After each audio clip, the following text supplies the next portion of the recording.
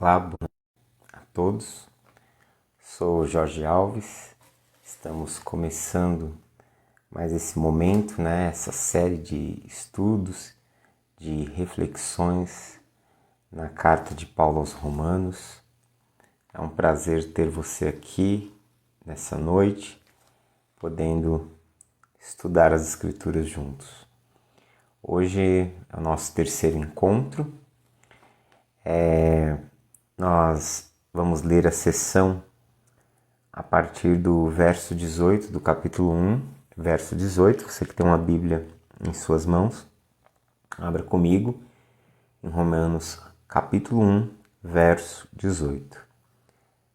Eu vou estar lendo para que nós possamos dar continuidade à nossa reflexão.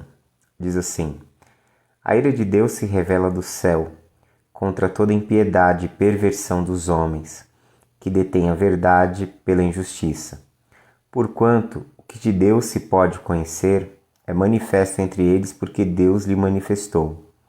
Porque os atributos invisíveis de Deus, assim o seu eterno poder, como também a sua própria divindade, claramente se reconhecem desde o princípio do mundo, sendo percebido por meio das coisas que foram criadas. Tais homens são por isso indesculpáveis, porquanto, tendo o conhecimento de Deus, não glorificaram como Deus, nem lhe deram graças, antes se tornaram nulos em seus próprios raciocínios, obscurecendo-se-lhes o coração insensato. Inculcando-se por sábios, tornaram-se loucos. Verso 23. E mudaram a glória do Deus incorruptível em semelhança da imagem de homem corruptível, bem como de aves, quadrúpedes e répteis. Verso 24 agora. Por isso Deus entregou tais homens à imundícia, pelas concupiscências dos seus próprios corações, para desonrarem os seus corpos entre si. Pois eles mudaram a verdade de Deus em mentira, adorando e servindo a criatura em lugar do Criador, o qual é bendito eternamente. Amém.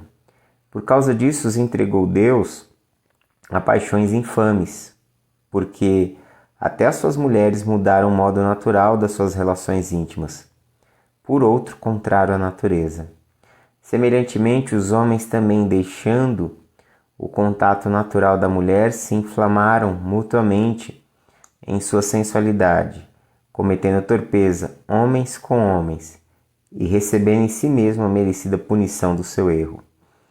E por haverem desprezado o conhecimento de Deus, o próprio Deus os entregou a uma disposição mental reprovável, para praticarem coisas inconvenientes, cheios de toda injustiça, malícia, avareza e maldade, possuídos de inveja, homicídio, contenda, dolo e malignidade, sendo difamadores, caluniadores, aborrecidos de Deus, insolentes, soberbos, presunçosos, inventores de males, desobedientes aos pais, insensatos, pérfidos, sem afeição natural e sem misericórdia. O verso 32 diz assim: Ora, conhecendo eles a sentença de Deus, de que são passíveis de morte os que tais coisas praticam, não somente as fazem, mas também aprovam os que assim procedem. Ok? Nós agora entramos numa sessão onde há o desenvolvimento daquela ideia que nós vimos no verso 16 e 17, quando Paulo ele diz: Não me envergonho do Evangelho, porque ele é o poder de Deus para a salvação de todo aquele que crê, tanto do judeu como do grego, visto que a justiça de Deus se revela no Evangelho de fé em fé, como está escrito: o justo viverá pela fé.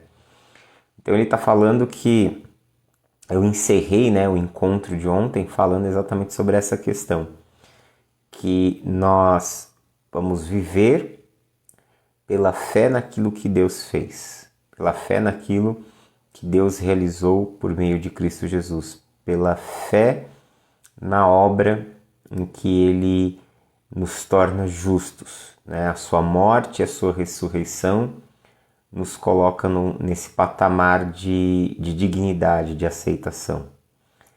E aí, a partir de então, ele começa a desenvolver essa tese, essa ideia. E é como se alguém perguntasse assim: mas por que alguém precisa ser justificado, né? No sentido, por que alguém precisa ser absolvido por Deus? Por que alguém precisa se achegar a Deus somente pela fé? E aí ele começa a construir aquilo que, na opinião de muitos estudiosos, e eu também compartilho dessa opinião, que do Romanos 1,18 até o 3,20, nós temos uma releitura de Gênesis 3, uma releitura sobre a criação e a queda do ser humano. É basicamente como se Paulo levantasse novamente esse cenário e trouxesse à memória dos seus ouvintes exatamente sobre a degradação dos seres humanos, sobre por que os seres humanos eles se afastaram, se distanciaram de Deus.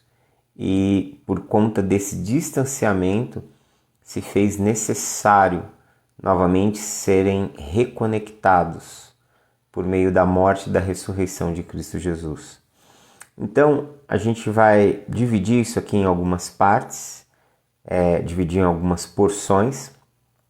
Nós vamos ver que a passagem que eu li aqui, nós podemos ver que Paulo ele fala para 3 grupos, vamos dizer assim, 3 grupos diferentes, a qual ele mostra a necessidade de ser alcançado pela graça. E como ele vai fazer isso? Ele vai fazer isso mostrando que todas as pessoas elas estão condenadas, que todas as pessoas elas estão no mesmo barco, que todas as pessoas elas estão sob a mesma condição. E aí ele fala para 3 grupos aqui. Primeiramente ele fala sobre a condenação do não-judeu, do que ele é chamado de gentil, né? Ou das nações, os que não pertencem ao judaísmo. Então, do verso 18 até o verso 32 que nós lemos aqui, fala exatamente sobre a condenação do não-judeu, do pagão, do gentil. Já no capítulo 2, quando nós vamos olhar do verso 1 até o verso 16, nós vamos ver que Paulo ele vai falar com um moralista. E esse moralista ele pode ser tanto judeu como não judeu. Pode ser tanto judeu como gentio.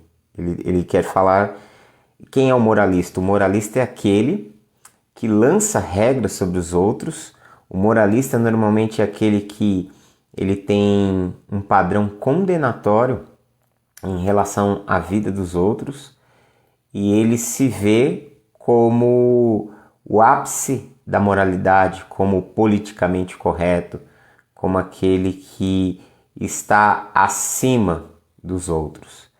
E aí do verso 1 até o verso 16 do capítulo 2 você tem toda essa situação para mostrar que o moralista também está sob uma condição de condenação.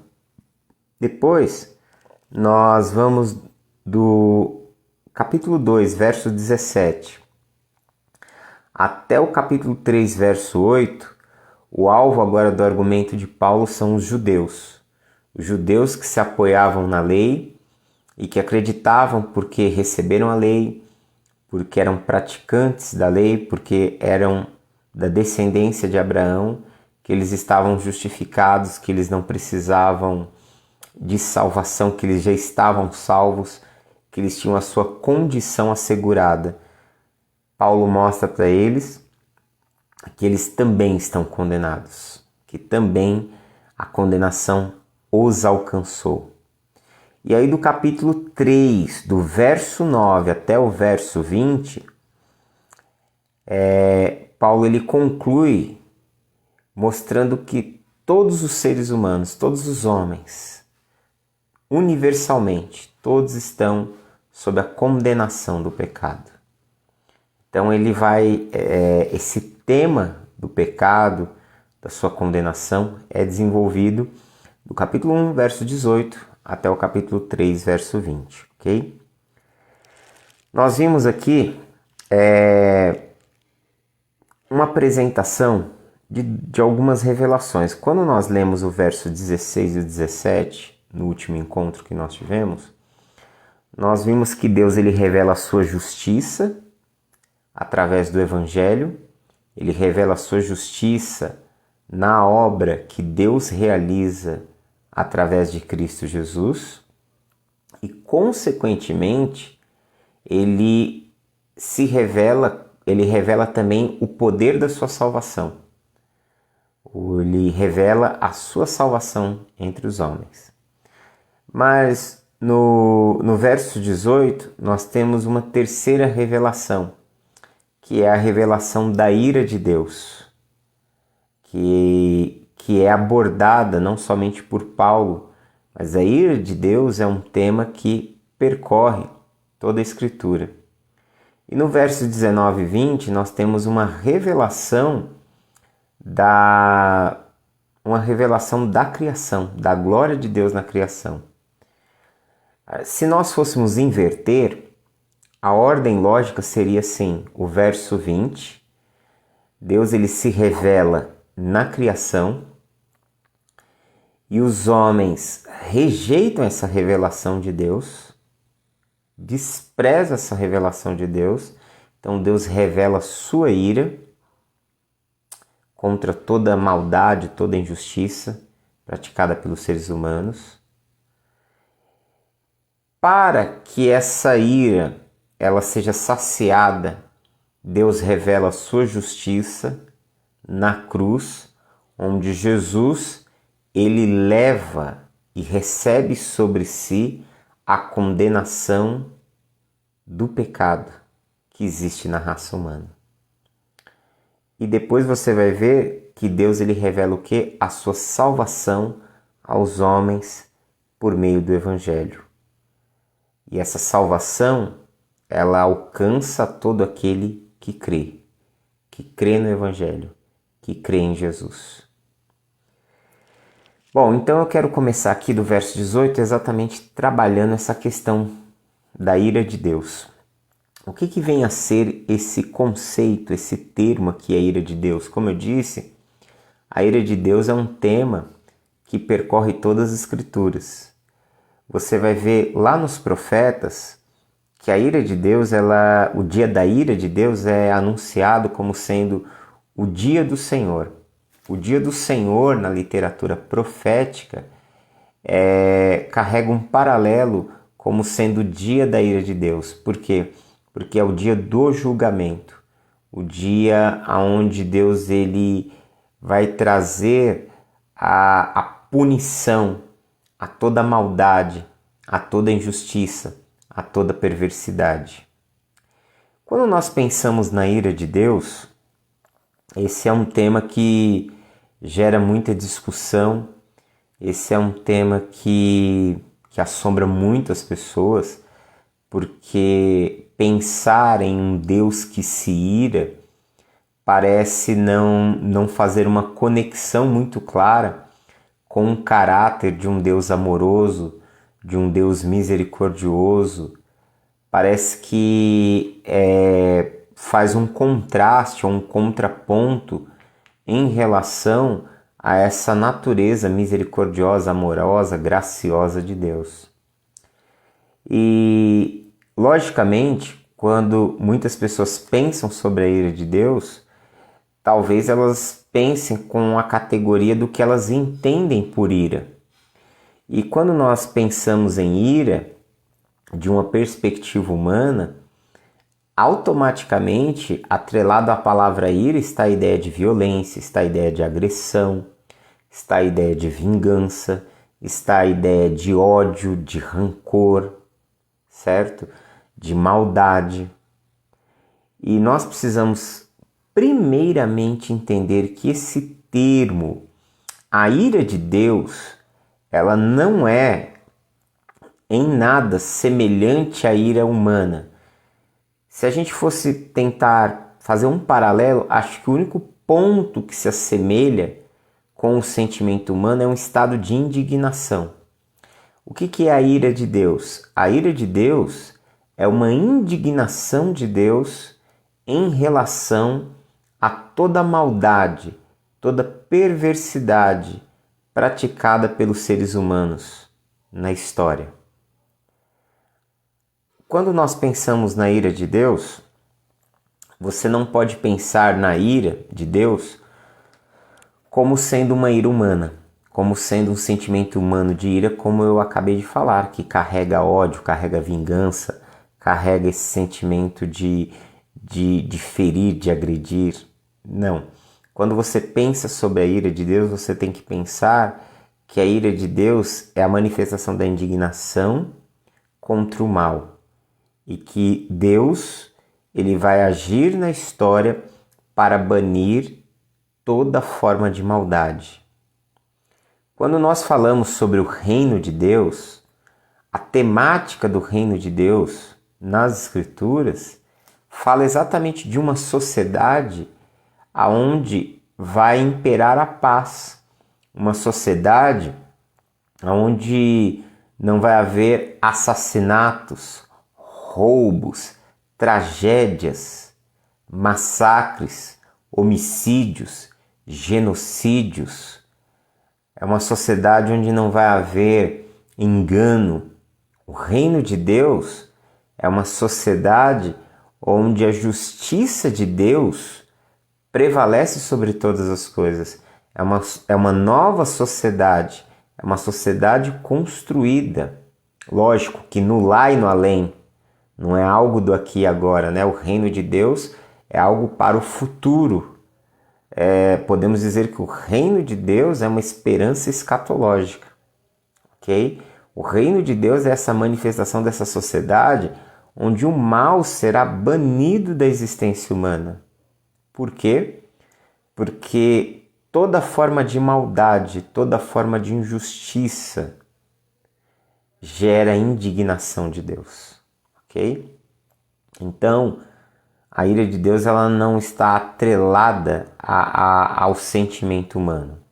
Até porque, quando Deus age para estabelecer a sua justiça e manifesta a sua ira contra o pecado, contra o mal, a sua ira não está desassociada da sua misericórdia, a sua justiça não está separada da sua misericórdia, do seu amor. Não existe um momento em Deus onde Ele possa manifestar uma revelação do seu caráter que Ele por completo não esteja ali. Então, quando você vê a justiça de Deus ela não está separada da misericórdia de Deus. A justiça de Deus não está separada do amor de Deus. A justiça de Deus não está separada da bondade de Deus. Agora, exatamente porque Deus é bondade, é amor, é misericórdia, é graça absoluta, Ele vai agir para que esta situação, todas as situações que são contrárias a essa natureza, contrárias ao amor, contrárias à justiça, contrárias à misericórdia, sejam banidas. E talvez você me pergunte, mas tudo bem, mesmo que exista essa manifestação da ira de Deus, por que ainda há tanta injustiça no mundo? Por que ainda há tantas guerras, há tantas perversidades? Há poucos meses atrás, começamos a ver todo um conflito ali no Oriente Médio, novamente se levantando, fora todos os outros que têm acontecido, fora as ondas de violência, de assalto, de violência doméstica, de violência contra crianças, toda forma de engano, de maldade. Por que isso ainda permeia no mundo? Porque ainda nós não vivemos num mundo onde o reino de Deus foi estabelecido.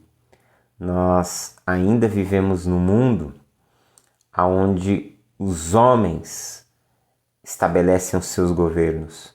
Nós ainda vivemos num mundo que não é o mundo ideal de Deus.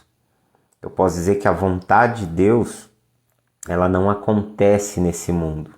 Nós ainda vivemos em um mundo em rebelião contra Deus. E o reino de Deus, sim, ele já está no nosso meio, tanto que nós somos cidadãos desse reino. Porém, esse reino, como nas parábolas que Jesus conta, ainda é um grão de mostarda na terra que está crescendo silenciosamente. Todas as vezes que há justiça, que há solidariedade, que há atitudes de misericórdia, que existem atitudes de amor, que existem atitudes que promovam a vida e que combatam a injustiça e a maldade, você vê um sinal, uma sinalização do reino de Deus, uma sinalização do lá e além, já no aqui e agora. Mas como eu disse, nós ainda vivemos num mundo onde a vontade de Deus, ela não é realizada. Nós ainda vivemos num mundo que está em rebelião, em guerra contra Deus. E por isso, em muitos aspectos, em muitos momentos, a ira de Deus ela é manifesta. E o que nós precisamos entender? Que esta ira de Deus, ela muitas vezes se utiliza de instrumentos de justiça, da própria justiça estabelecida entre os homens para julgar toda espécie de maldade ou de situação que infringe a lei. O Paulo ele vai tratar desse assunto, como a justiça, né, como as autoridades sendo esses ministros de Deus, né, manifestando essa ira de Deus, essa justiça de Deus lá em Romanos 13. Depois quando nós chegarmos lá, a gente vai refletir com maior cuidado sobre esse assunto. Então, é isso. Até então você entenda que a ira de Deus, ela fala da indignação de Deus contra toda a maldade, contra toda a injustiça. Se você ler o verso 18, é exatamente isso que Paulo está dizendo. Olha, a ira de Deus se revela do céu contra toda impiedade e perversão dos homens. Aqui a palavra perversão, ela pode ser traduzida também por injustiça, né? Ou maldade. Então, a ira de Deus se revela contra toda a impiedade e perversidade dos homens que trocaram a verdade pela injustiça. Pega essa palavra impiedade e pega essa palavra injustiça. Nós temos dois termos gregos aqui. Impiedade é a tradução da palavra azebeia e injustiça adiquia. Alguns comentaristas dizem que essa palavra impiedade ela está relacionada a Deus. Ou seja, é o ato dos homens, os homens agem com impiedade em relação a Deus e injustiça em relação aos outros seres humanos. Então aqui ele está dizendo que a ira de Deus se revela contra toda impiedade, e essa impiedade aqui, para muitos comentaristas, é apresentada como sendo um ato de rebelião do ser humano em relação a Deus. E a injustiça é um ato de maldade dos homens em relação ao seu próximo. Então, você pode ver que são duas atitudes a serem condenadas. Uma atitude que nós temos em relação a Deus e uma atitude que nós temos em relação às pessoas, tá? Tem uma perspectiva vertical e horizontal. E aí o verso 19 e 20 vai nos fazer uma outra apresentação teológica muito importante, que é a questão da revelação geral. Veja só, por que a ira de Deus se manifesta entre os homens? Por que a ira de Deus ela se manifesta contra a impiedade e a injustiça praticada pelos homens? Qual o motivo? Por que isso? E aí o verso 19 e 20 tendem a responder, porque ele diz assim: porquanto o que de Deus se pode conhecer é manifesto entre eles, porque Deus lhes manifestou. porque os atributos invisíveis de Deus, assim o seu eterno poder, como também a sua própria divindade, claramente se reconhece desde o princípio do mundo, sendo percebidos por meio das coisas que foram criadas. Tais homens são por isso indesculpáveis. Veja só, ele está dizendo, a ira de Deus se manifesta sobre as ações humanas porque Deus se fez conhecido aos seres humanos. E aí pode nos levantar, né? Pode se levantar a pergunta, mas onde? Quando Deus se fez conhecido? Em que momento? E aí Paulo responde, na criação. No verso 20 ele diz, os atributos invisíveis de Deus, o seu eterno poder e a sua própria divindade são reconhecidos desde o início do mundo por tudo aquilo que Deus criou. Ou seja, aqui se está falando da primeira revelação de Deus, que é a revelação geral, que Deus ele se faz conhecido a todos os seres humanos na obra da criação. Porque quando você olha para os céus, quando você olha para os oceanos, quando você olha para as estrelas, quando você olha para a vastidão do universo, até mesmo a questão do universo, da astronomia, dos planetas, uma questão muito debatida cientificamente, você pode ver que, de certa forma, aponta para um Criador. Muitos cientistas, mesmo falando sobre a teoria do Big Bang, conseguem pensar que alguém deu o start, alguém deu um pontapé inicial em todo aquele processo. Há um tempo atrás, por meio de computadores, de computação gráfica, fizeram uma espécie de reconstrução da teoria do Big Bang, onde se podia ver aquele momento onde aquela massa de gás ela está prestes a dar à luz, que ela está ali agonizando e de repente você tem aquela explosão gerando todo o universo, né? E ao perceber aquilo, ao olhar para aquilo, nós somos automaticamente remetidos à ideia de que há um Criador, de que há alguém ali que teve algo superior a tudo aquilo, porque se aquilo existe, existe algo para além do que existe. E o que está para além do que existe, porque tudo que existe, o que existe tem um início, o que existe ele parte de um ponto, o que existe ele parte de uma premissa, de um ponto inicial. Tudo que existe é criado. Agora, se existe algo ou alguém para além do que se existe, para além da existência, esse é o que é. Então, nós às vezes lutamos para falar sobre a existência de Deus ou defender a existência de Deus, mas Deus não existe, Deus é. Tudo que existe, existe como algo que começou, como algo que teve um início, como algo que foi criado. Existe porque algo lhe deu existência, porque veio a existência. Então Deus não existe, Deus é. Ou seja, o está para além da ideia e do conceito de existência. Então você vai perceber que quando você olha para toda a criação, você vê inconfundivelmente o toque de um Criador. E os seres humanos reconhecem, sabem disso.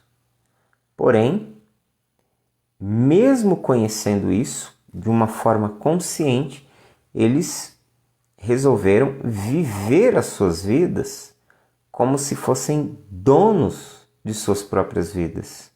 Os seres humanos escolheram viver o seu caminho e não se importarem com esse Criador.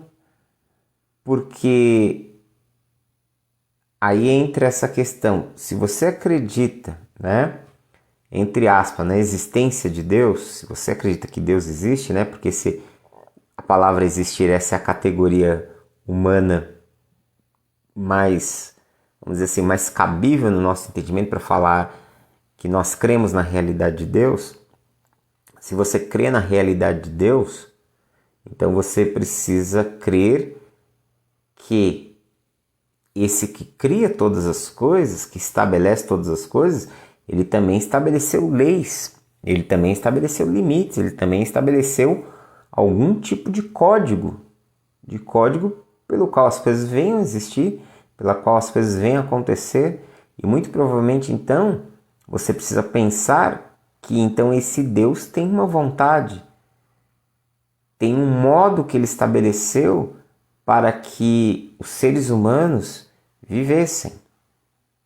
Mas tudo isso foi rejeitado, tudo isso foi colocado de lado e as pessoas viveram em prol dos seus próprios sentimentos, das suas próprias paixões, dos seus próprios devaneios, das suas próprias ideias. E é por isso que logo no verso 20 ele fala: tais homens são por isso indesculpáveis. Aí o verso 21, porquanto tendo conhecimento de Deus, não glorificaram, ou seja, não reconheceram como Deus, nem lhe deram graças, antes se tornaram o quê? Nulos em seus próprios raciocínios, obscurecendo-lhes o coração insensato, ou seja, eles rejeitaram o Criador.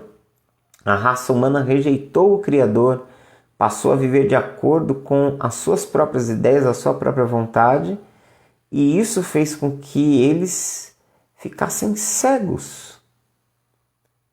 E cegos a tal ponto de construir ídolos, de abandonar o Criador e construir objetos inanimados ou adorar a criatura, um animal, uma árvore, e se render e chamar a ele de Senhor, de Deus.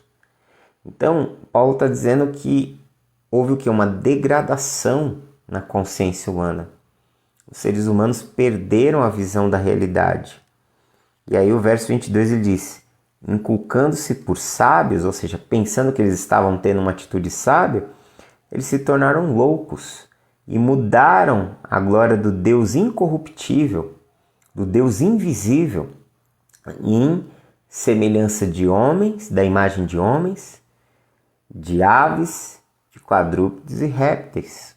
Ou seja, olha o tamanho da loucura. Você sabe que existe um ser superior para além dessa realidade criada, mas você o deixa de lado e acredita que o Criador é uma figura humana. Você diviniza a figura de um homem, de um animal, de um pássaro, de um réptil. E aí foi surgindo todo o conceito do que nós chamamos de idolatria, que é o abandono do Deus invisível, do Deus Criador, para começar a adorar deuses criados pelo imaginário humano.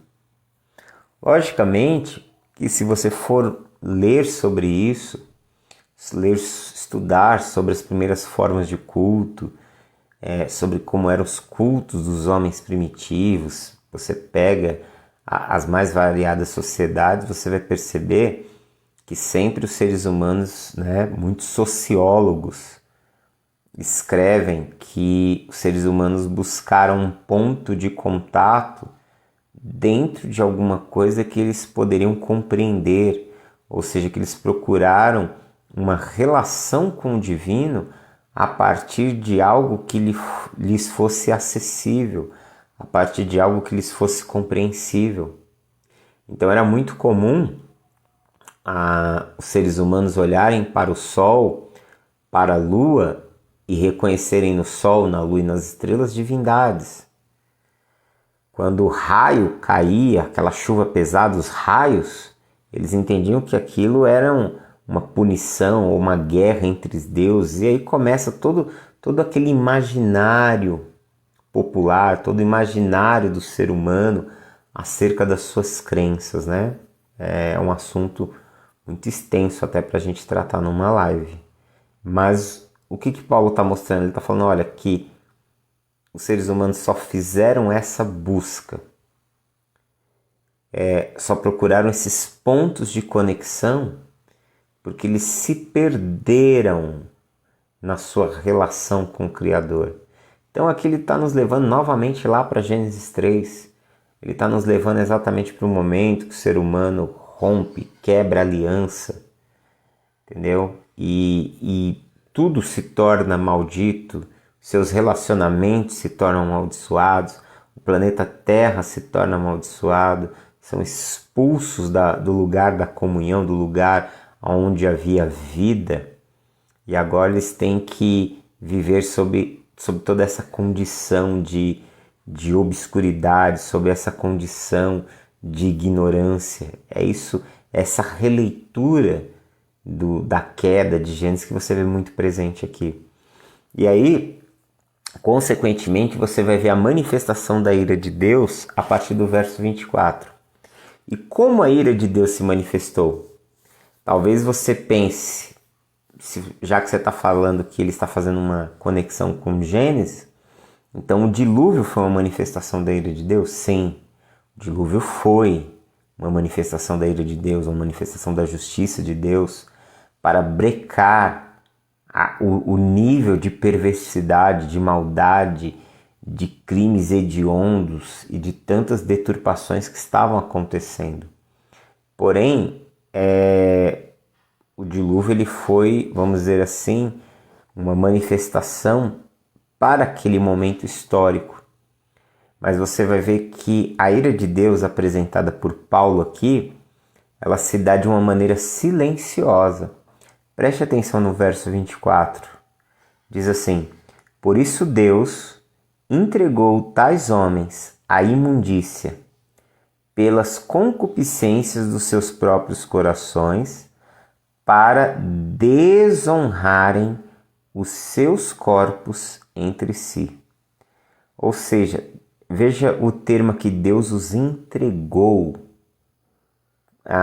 Você vai ver essa ideia aqui repetindo-se outra vez aqui no verso 26.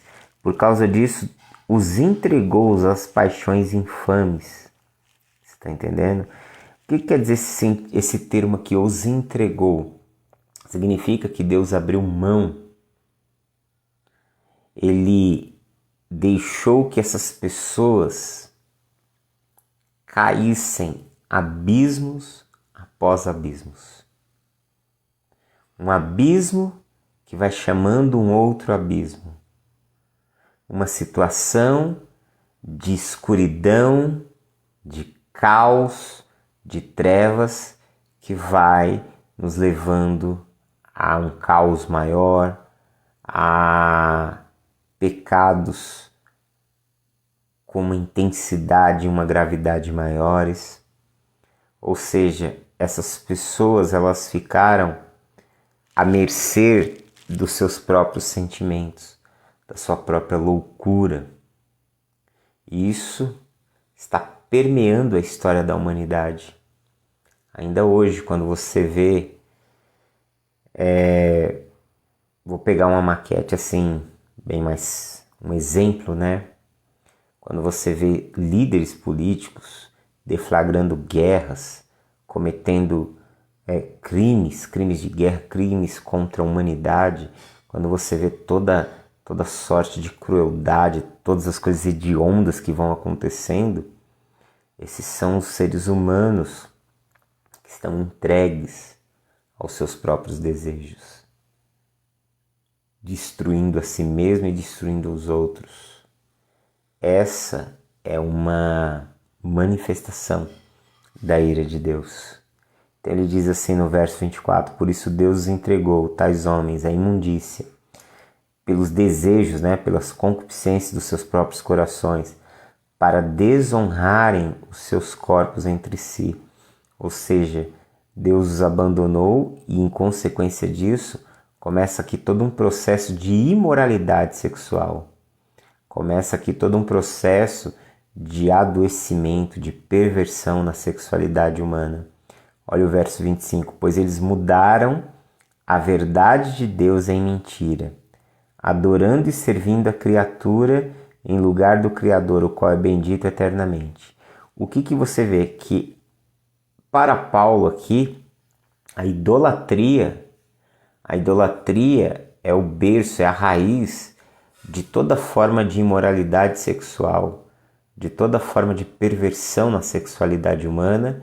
E não somente isso. A partir daí, então, se desencadeia toda uma gama de maldades, toda uma gama de situações ruins, que os seres humanos vão se tornando verdadeiros monstros.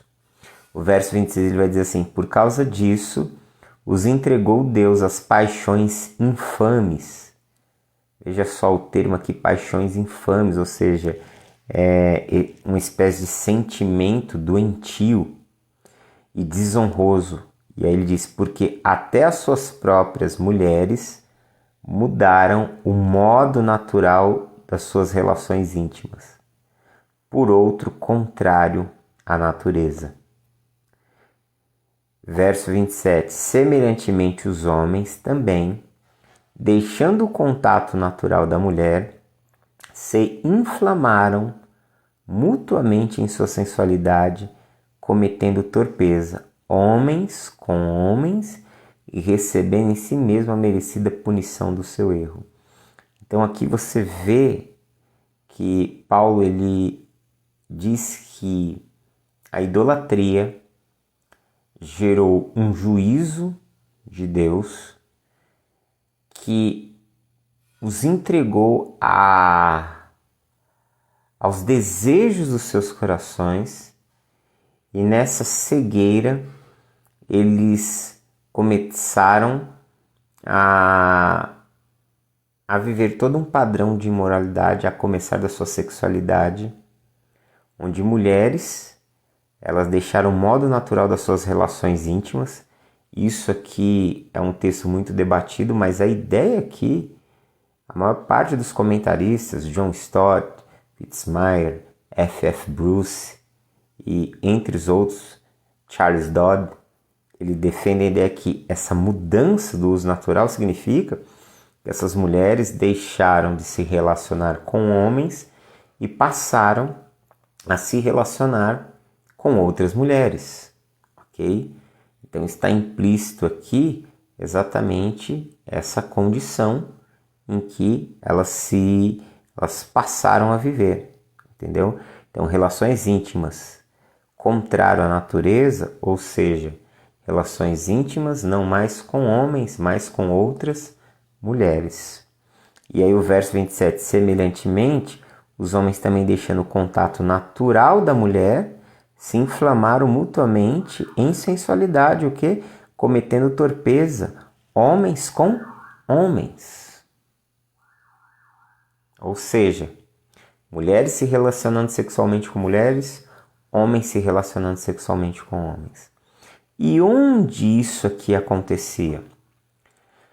Dentro dos cultos pagãos, dentro da adoração a esses ídolos que eles mesmos criaram e lhes denominaram como deuses. Veja só. Então eles criaram essas divindades, adoraram a elas, prestaram cultos a elas, criaram essa cegueira de que eles tinham vida e se envolveram exatamente em toda forma de imoralidade sexual. Então, como eram os cultos pagãos? Desde os mais primitivos até os dias da Roma. Nos dias da Roma você vai ver, por exemplo, havia entre os cananeus um culto a Astarote, né, que também era chamada de Rainha dos Céus pelos babilônios, basicamente a mesma divindade. ela era uma deusa da fertilidade. Então você já associa a fertilidade com o feminino. Então, nos cultos a essa divindade, né? Havia o quê? Haviam orgias sexuais, haviam relacionamentos, relacionamentos dos mais variados tipos. Você vai ver que, por exemplo, nos dias da Roma Antiga, era muito comum aquilo que é chamado de pederastia, né? A pederastia é o relacionamento de um adulto com um jovem, com um adolescente. Até citei isso, né, na aula, no encontro passado, na reunião passada, que muitas vezes os césares, os imperadores romanos, abusavam sexualmente, sim, de jovens, de adolescentes.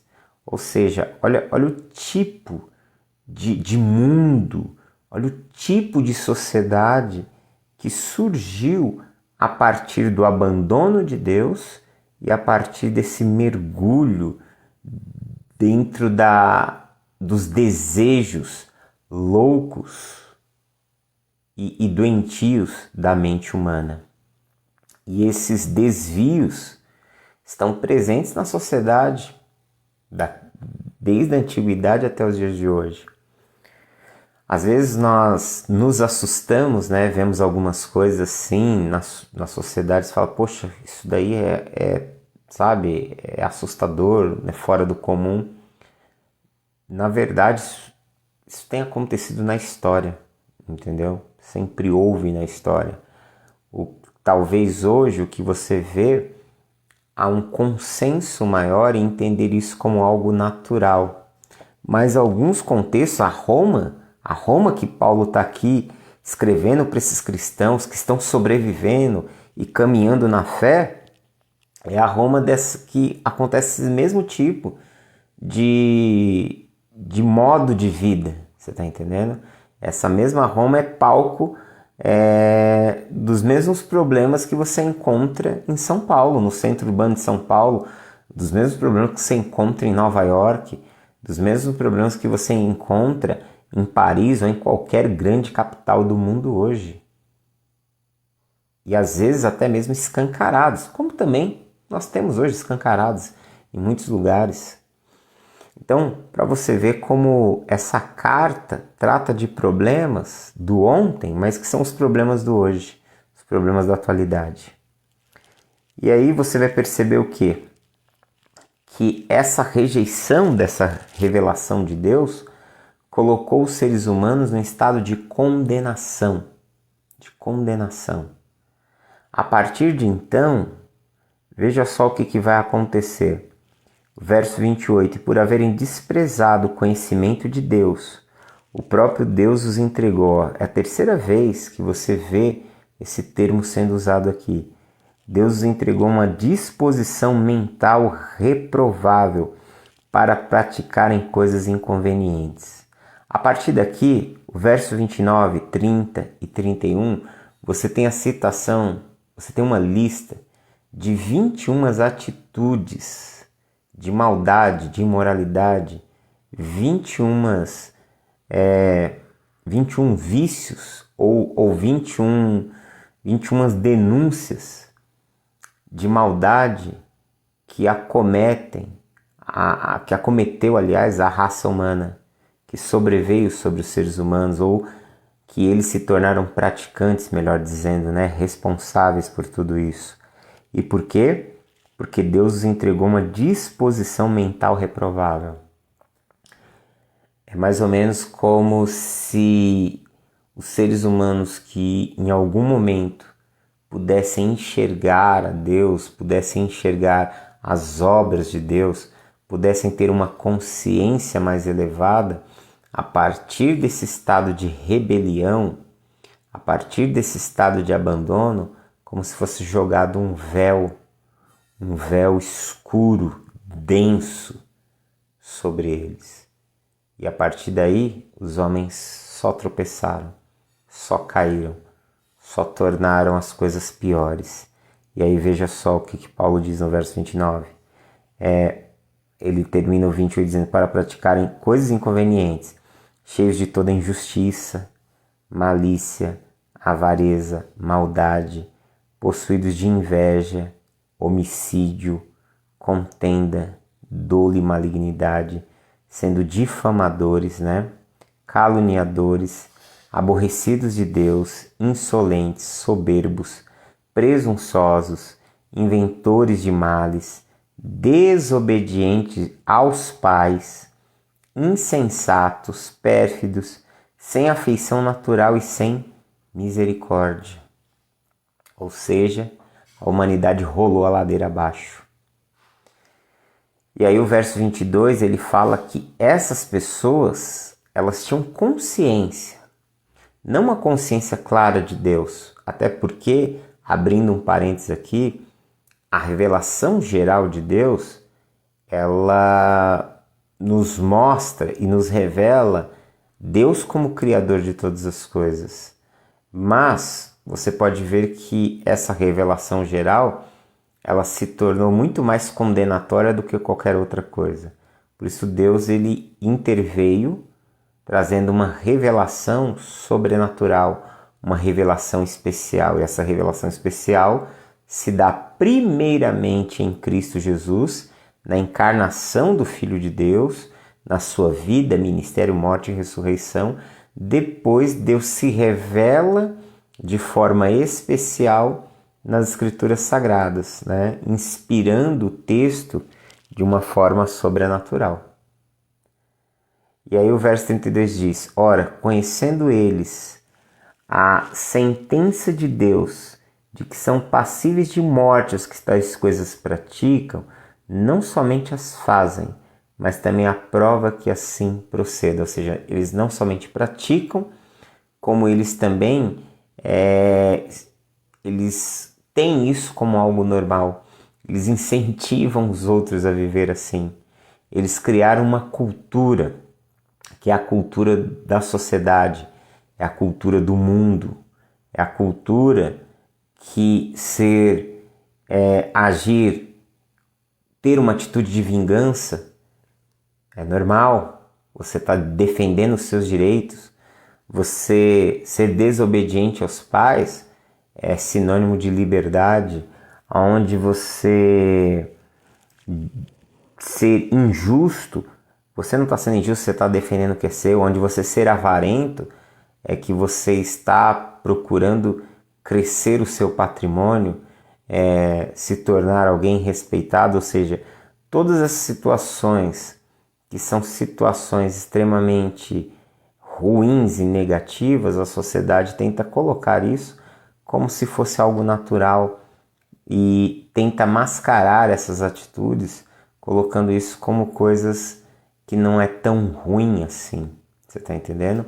Por isso nós temos uma grande luta, um dos nossos grandes inimigos, na nossa tríplice guerra. Lembre-se, nós estamos em guerra contra a nossa própria carne, nós estamos em guerra contra o diabo, mas nós também estamos em guerra contra o mundo. E o mundo é isso, é essa sociedade, essa cultura que assimilou esse modo de vida, que assimilou essa prática de vida, que assimilou essa filosofia de vida e que transforma isso em filmes, em séries, em comerciais e propagandas sedutoras, e com muita sutileza vão inserindo na consciência das pessoas que viver esse estilo de vida, viver uma vida cultural, viver de acordo com os padrões que a sociedade coloca, é algo bom, é algo proveitoso. Rouba-se completamente aquela consciência de que podemos estar andando na contramão de Deus. Então Paulo, ele usa esse argumento aqui para falar do não-judeu, dos que pertencem às nações, de como eles estão condenados. Eles rejeitaram a revelação de Deus, eles rejeitaram o Criador, eles preferiram se entregar aos seus próprios corações, e em detrimento disso, Deus os abandonou, deixando que eles ficassem mergulhados nas suas paixões, nas suas loucuras e assim se tornassem autodestrutivos. Ok? Então aqui eu encerro essa parte, esse parágrafo aqui que nós lemos. Lemos hoje do verso 18 até o verso 32. Amanhã, assim Deus permitindo, nós daremos continuidade ao nosso estudo, ok? Deus abençoe a sua vida, tenha uma ótima noite. Quero orar com você. Pai, nós te bendizemos, te louvamos pelo estudo da tua palavra, por podermos aprender um pouco mais, por podermos refletir sobre essas situações, que o teu Espírito nos ilumine, nos conduza, nos guie, Pai.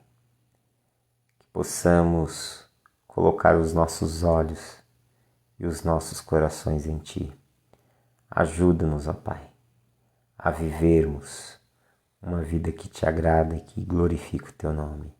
Oramos a Ti em nome de Jesus. Forte abraço e até mais. Amém?